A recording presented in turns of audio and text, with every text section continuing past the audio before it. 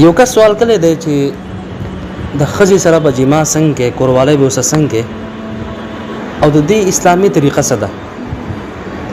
الجواب په ټولو نه مخکې زه دا عرض کوم دا ماشومان دي شاید مشران دي د مخکې راشي چونکې دا ډېر حساس مسایل دي او په دې کې هیڅ شرم او حیا نشته دی چونکې داسې مسایل چې دي دا موږ د قرآن او د حدیث نه اخذ کړي دي او زمونږ اکثر پښتانه په دې مسایلو باندې ځان نه پوهه کوي.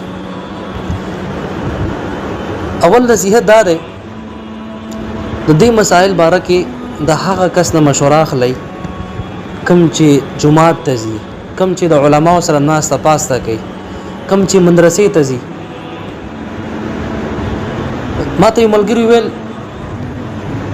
ویل یو کس بل کس ته ویل چې کله د واده پیله شپه وه ته به څنګه چې کمرې ته ورغلې نو ته به خپل رو واچې او کله چې جما کې نو ډېر په تیزه طریقه به ورسره جما کې دې سره به ستا ښځه ویرېږي. ای د الله بنده دا یو غټ ظلم دی، دا خو څه جانور نه دی، انسان دی. الله تعالی په هر انسان کې خواهشات ښودي دي، شهوت ښودی دی، خو دغه طریقه موږ ته الله تعالی راښودلې ده په قرآن کې په احادیث کې.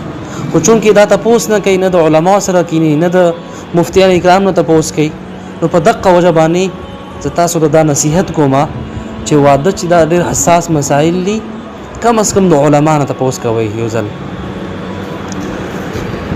نو طریقه دا ده چې کله تاسو اورنۍ شپه د واده کله کمرې ته ورځئ نو ټولو پهله به السلام علیکم ورحمت الله وبرکاتو. د دې مطلب دا دی چې زما طرف نه ته به سلامتی شي، تا یو ښه پیغام ورکړو، یو ښه میسج دی ورکړو او د دې ډېر اثر وي. او بیا چې هغه نه بعد هغه له حوصله ورکړه ښځې له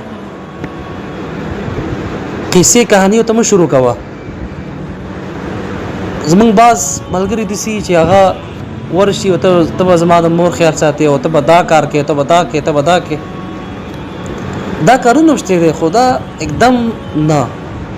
اول هغه له حوصله ورکړه، هغه ته ووایه چې زه ستا خاوند یم، په دې کور کې ستا څه ضرورت دي، څه مسایل ما ته به وایې، انشاءالله زه به ستا خیال ساتم، زه به تا باندې بېجا ظلم نه کوم. دې سره به هغه بالکل ریلیکس شي.